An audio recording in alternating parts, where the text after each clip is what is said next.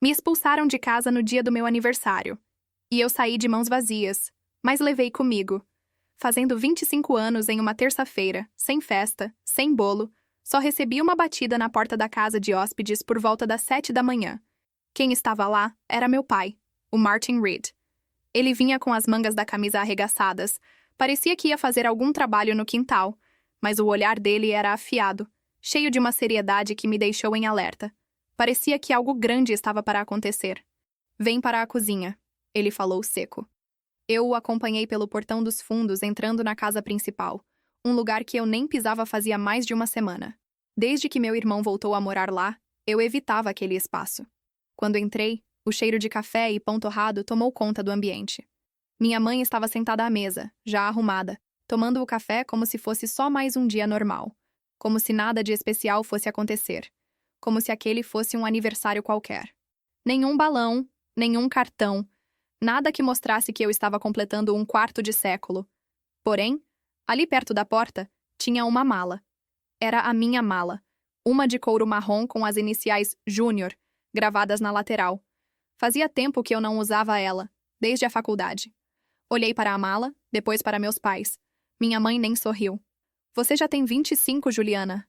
Chegou a hora. Fiquei esperando. Esperando o quê? Eu não sabia. Talvez uma explicação que fizesse sentido, ou quem sabe um pedido de desculpas. Meu pai pigarreou. Decidimos.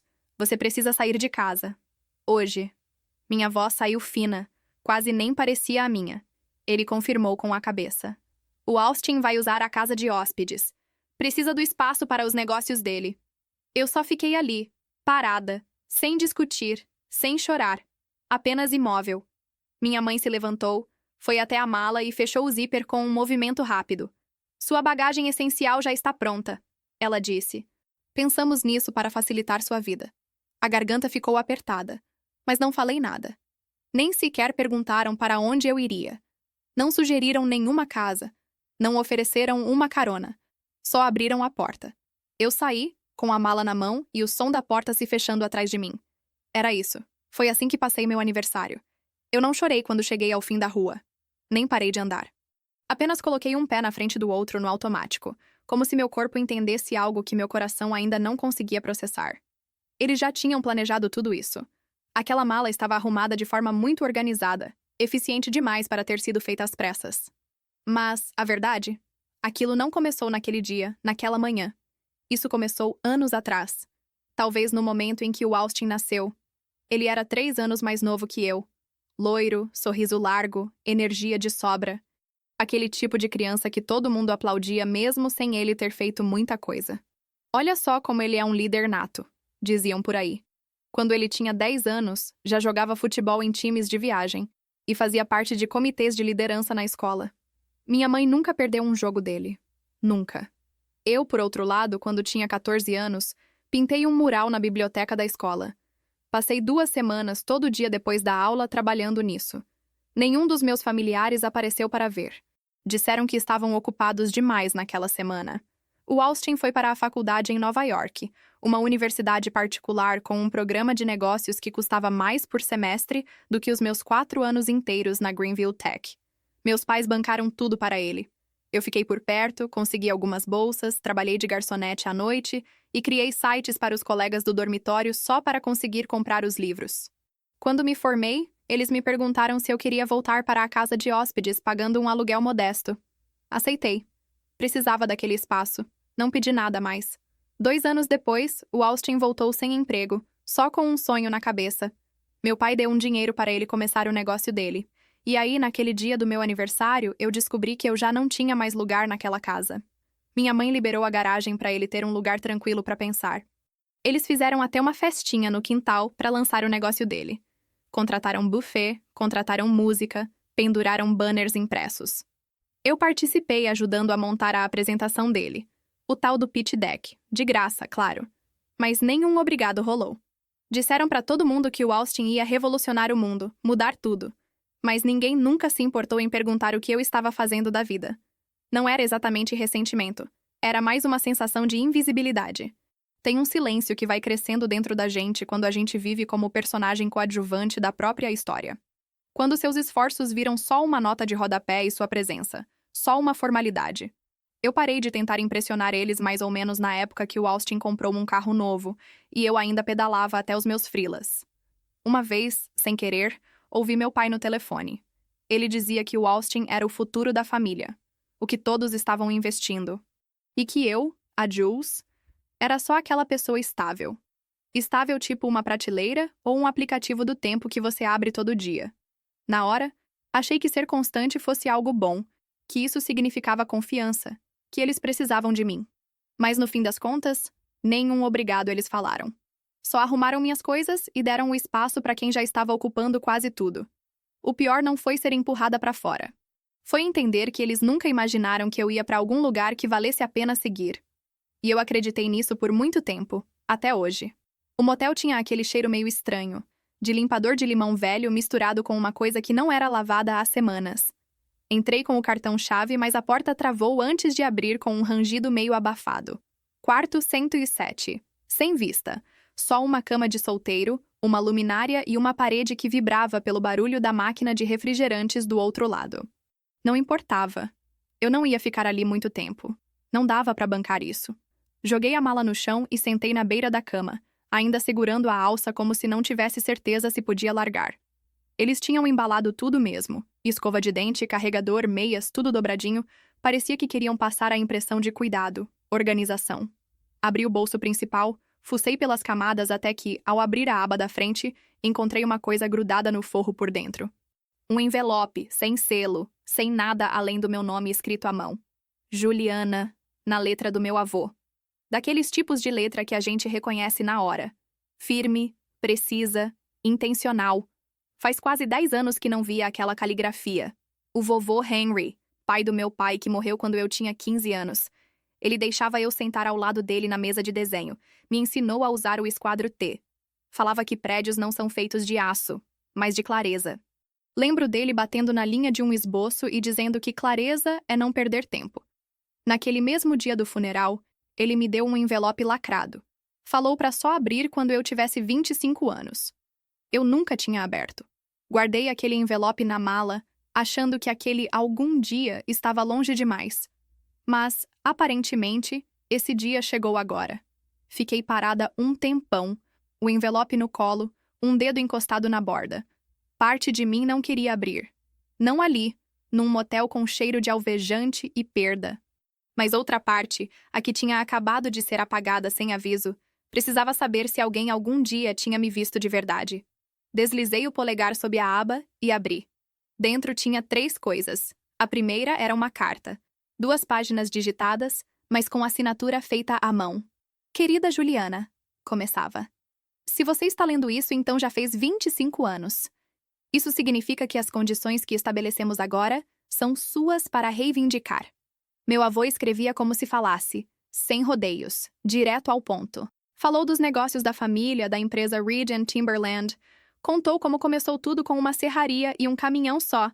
Como viu meu pai crescer o negócio, mas também reduzir o alcance dele. Martin tem ambição, ele escreveu, mas nem sempre tem visão. E visão, Juliana, é o que você sempre teve. Ele me disse que percebeu isso cedo, lá atrás. Como eu estudava arquitetura, reparava em detalhes que ninguém via, usava cores e espaços como se fossem palavras numa língua própria. Você não é barulhenta, Juliana. É precisa, ele falou. E foi aí que me lembrei. É esse tipo de mente que as empresas costumam esquecer de valorizar. Eu mesma nunca me dei o devido valor. O segundo item que encontrei na mala foi um documento legal autenticado, daqueles que a gente reconhece na hora pela papel timbrado. Era da Harper & Lindell, o escritório de advocacia que cuidava dos negócios da família. Um documento que transferia a mim 15% das ações da Reed and Timberland Corporation, válido a partir do meu 25º aniversário. No texto, ele dizia que ninguém poderia revogar essa transferência. Podiam até tentar atrasar ou ignorar, mas a propriedade era minha. E se eu quisesse, teria voz ativa na mesa de decisões. Minha respiração ficou presa por um instante enquanto eu relia aquilo. 15%. Eu nem sabia direito o que aquilo representava ainda. Não em dinheiro, nem em poder jurídico. Mas era mais do que eu jamais tinha recebido antes. Era mais que permissão, era reconhecimento, era presença. O terceiro item era um nome com um número de telefone. Ellen Whittaker, advogada responsável pelos bens da família na Harper and Lindell. Abaixo, uma anotação com a letra do meu avô. Se eles nunca te contaram isso, liga pra ela. Aquela frase doeu mais do que qualquer coisa.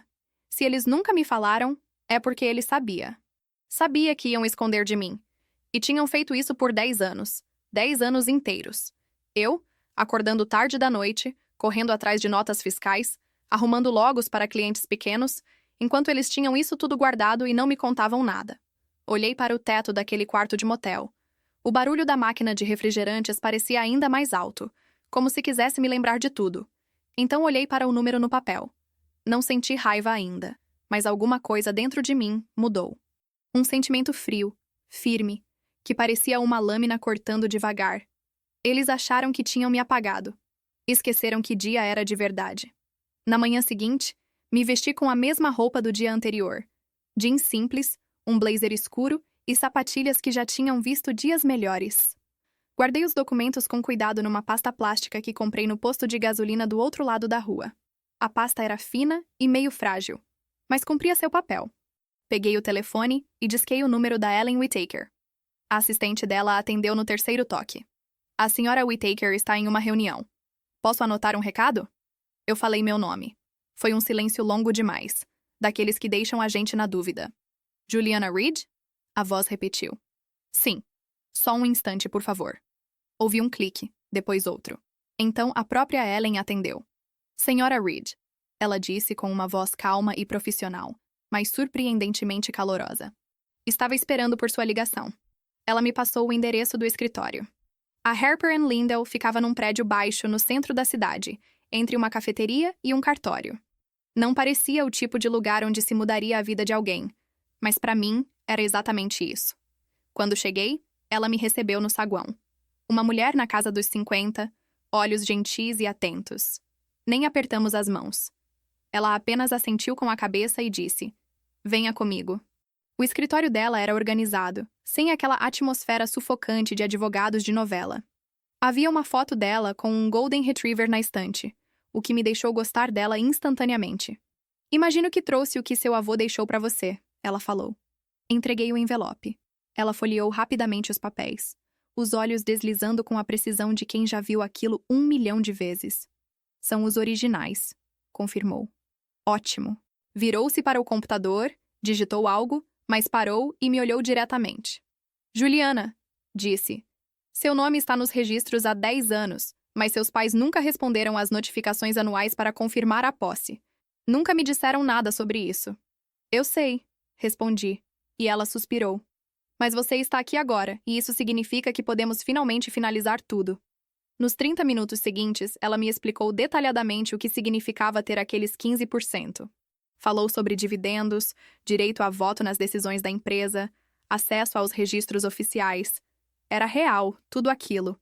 Eu não era mais aquela pessoa que esqueceram de comemorar no aniversário. Eu era alguém com um lugar garantido à mesa, um assento que ninguém poderia tirar de mim. Quando terminamos, saí de lá com uma cópia atualizada do certificado de propriedade, uma pilha de documentos legais e uma pasta nova, dessa vez de couro verdadeiro, com o logo dourado da empresa estampado na capa. Quando me levantei para ir embora, Ellen me chamou e disse: "Mais uma coisa." Me entregou um cartão de visita. "Se alguém duvidar do seu papel na empresa, diga para me ligar direto." Guardei o cartão no bolso, acenei com a cabeça e saí. Não liguei para meus pais. Também não mandei mensagem para ninguém. Só continuei andando. Não voltei para o motel. Depois de sair do escritório de advocacia, caminhei 3 quarteirões até um café com Wi-Fi rápido e um cantinho tranquilo no fundo. Abri o notebook e digitei 2 palavras no buscador: espaço para estúdio. Não queria muito, só luz natural e uma porta que travasse por dentro. No fim daquele dia, encontrei um loft pequeno nos arredores da cidade. Antigamente, era uma galeria de arte. Paredes brancas, janelas altas e uma claraboia que deixava entrar aquela luz da manhã perfeita para trabalhar durante horas. Usei o dinheiro do meu primeiro cheque de dividendos para assinar o contrato. O segundo cheque foi para mobiliar o lugar. Uma mesa, um sofá, uma luminária de chão com formato de galho de árvore. Não era nada luxuoso, mas era meu. Sem aluguel para os meus pais, sem contas para dividir e tudo no meu nome. Me mudei numa quinta-feira sozinha. Sem caixas, só com a mesma mala e a pasta que a Ellen me deu. Desfiz as coisas devagar. Pendurei 3 dos meus quadros favoritos na parede. Depois sentei na mesa e abri um documento novo no computador. No topo, escrevi: Jules Reed Studio. Era esse o nome. Não Reed Design, nem Juliana Criativa. Só o meu nome mesmo. Nas semanas seguintes, reconstruí meu portfólio online, contatei antigos clientes, reformulei o modelo das minhas notas fiscais. Tudo aquilo que antes parecia improvisado começou a parecer definitivo. E então, numa tarde, fiz algo que nunca tinha feito antes. Pedi uma placa para o estúdio. Nada exagerado. Só um retângulo pequeno de latão com cerca de 10 centímetros de largura. Gravado apenas Jules Reed Studio. Silenciosamente eu estava construindo algo. Fixei a placa na parede ao lado da porta de entrada, passei o dedo por cima dela e me afastei para olhar. Não era uma forma de vingança. Nem um grito de conquista. Era só um sinal. Uma forma de dizer: eu estive aqui. Que eu importava, mesmo que ninguém tivesse visto isso antes. Não contei para ninguém. Não postei nas redes sociais. Só fui trabalhar. Com o tempo, os clientes começaram a aparecer. Primeiro pequenas empresas, depois uma clínica médica e, por fim, uma startup de Chicago que tinha me rejeitado mais de um ano atrás, agora querendo que eu fizesse uma reformulação completa da marca. Cobrei o dobro do preço. Eles pagaram sem questionar. À noite, eu sentava perto da janela, com uma xícara de chá e um silêncio gostoso ao redor. Nada de vozes pelas paredes, passos na escada ou lembretes do que eu não era. Só luz, espaço e meu nome gravado em metal, onde ninguém poderia apagar. O telefone tocou pouco depois das 21 horas.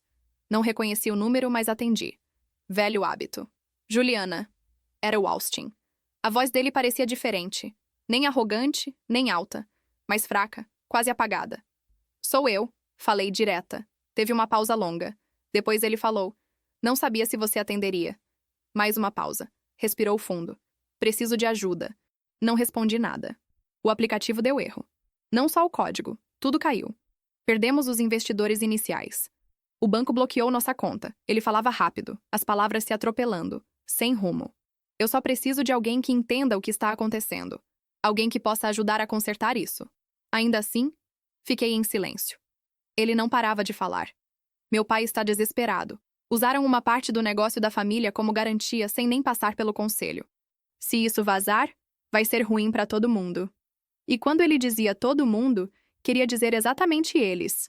O cara nem perguntou onde eu tinha ido depois que empacotaram minha mala. Também não quis saber se eu estava bem, só repetia: preciso de ajuda, não sei para quem mais ligar. Minha mãe até achava que talvez eu aceitasse ajudar, mas ficou esperando minha resposta. Eu fiquei ali, parada perto da janela do meu estúdio, olhando para a rua silenciosa. A luz do poste entrava devagar, como um mel dourado espalhando pelo chão. Por um instante, quase esqueci com quem eu estava falando. Mas aí me lembrei. Eles não me ligaram quando completei 25 anos. Também não se importaram quando eu saí de casa. Só me chamavam agora porque ele tinha falhado. E eu não. Na noite seguinte, o telefone tocou de novo. Dessa vez reconheci o número. Era o telefone fixo de casa, aquele que só tocava para assuntos realmente sérios. Deixei tocar 5 vezes, depois 6 e só então atendi. Juliana. Ouvi a voz da minha mãe, mais fraca que o normal, quase sussurrada, mas ainda tentando soar firme e preocupada. Soube que você falou com o Austin. Fiquei quieta, só escutando. Ela continuou. Estamos passando por uma fase complicada, mas isso não afeta só ele. Somos todos nós. Todos nós. Eles sempre falavam nós como se eu nunca tivesse ido embora. Como se não tivessem me empurrado para fora, com meu nome numa mala e a porta trancada. Ela não parava de falar.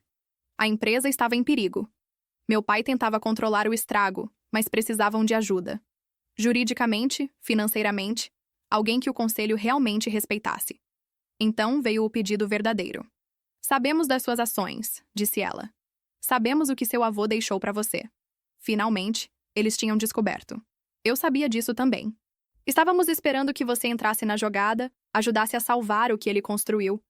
Esperei um instante e perguntei: é essa mesma empresa que vocês disseram que eu nunca faria parte? Juliana, não complique mais do que precisa, ela respondeu. Não estou complicando. Falei firme. Só estou lembrando bem. Meu pai pegou o telefone na sequência. A voz dele soava firme, daquele jeito que a gente reconhece quando um cara está acostumado a mandar e ser obedecido. Sua mãe e eu cometemos erros, admitiu ele. Mas agora não é hora de guardar mágoas. Estamos pedindo ajuda. Olhei para a placa que estava pendurada na minha parede. Jules Reed Studio. Era o fruto do meu esforço silencioso. Disse para ele. Não estou com raiva. Então você vai ajudar? Perguntou. Não, respondi baixinho. Só estou lembrando o que vocês disseram. Ele ficou em silêncio. Perguntou o que eu quis dizer com aquilo. Deixei as palavras ficarem no ar antes de responder. Você disse que eu não era da família. E eu acreditei em você. Depois disso, desliguei. Naquela noite, entrei no meu estúdio sozinha. A luz estava suave. O ar tinha cheiro de papel e pinho. Minha vela favorita queimava perto da janela. Tirei uma foto da placa pendurada na porta. Jules Reed Studio. No silêncio, eu construí. No silêncio, eu fui vista. Anexei a imagem a uma mensagem. Sem texto, sem explicações. Só a foto. E mandei para o número do meu pai. O mesmo que um dia ligou dizendo: Você está sozinha agora. Nunca recebi resposta. Nem precisei. Tem portas que não precisam ser batidas com força. Elas se fecham devagar, no silêncio. Se eu fosse contar tudo, começaria dizendo que essa conversa mexeu comigo profundamente. Porque no fundo eu já sabia que eles não me queriam ali, mas ouvir isso escancarado não deixa de doer. Eles nunca quiseram que eu tivesse voz. Nem perto, nem longe. A única vez que me procuraram foi quando precisaram de mim para apagar um fogo que eles mesmos começaram. E eu? Eu não precisava daquele fogo, nem daquela casa. Meu estúdio era meu refúgio. Era onde eu construía algo que ninguém via. E o fato de eles não enxergarem, de esquecerem do que eu era capaz, não me parou. Por isso a placa, aquela pequena placa de latão com meu nome, ela não era só uma identificação, era uma declaração silenciosa. Eu estava lá, criando, existindo, construindo algo que era só meu, que ninguém poderia tirar. Quando o telefone tocou, e eu ouvi a voz do Austin pedindo ajuda, meu mundo quase virou de cabeça para baixo. Porque eu não queria mais voltar para aquele ciclo, mas ouvir que ele precisava de alguém que entendesse o que estava acontecendo, que pudesse ajudar a consertar os erros, me fez pensar. Será que eu era essa pessoa? Mas eu não estava disposta a ser a tábua de salvação deles. Não daquele jeito. Eu queria respeito, reconhecimento. E queria que eles entendessem que eu não era a menina que eles pensavam que eu fosse. Quando a ligação da minha mãe veio no dia seguinte, com aquele pedido tímido, dizendo, precisamos de você, eu senti como se eles estivessem pedindo para entrar numa vida que me expulsaram anos atrás. Foi aí que eu decidi ser clara. Eles quiseram jogar fora uma filha da família, uma irmã, uma pessoa, mas eu nunca deixei de existir, só me silenciei para sobreviver. E mesmo com tudo isso, não me arrependi de ter desligado, porque às vezes, para seguir em frente, a gente tem que fechar a porta e deixar ela bater sozinha, sem alarde, sem tumulto. Quer que eu desenvolva ainda mais o texto, acrescentando mais detalhes da história, da relação da personagem com a família, as emoções e reflexões dela? Posso deixar o texto ainda mais completo para chegar certinho nas 1000 palavras. É só pedir.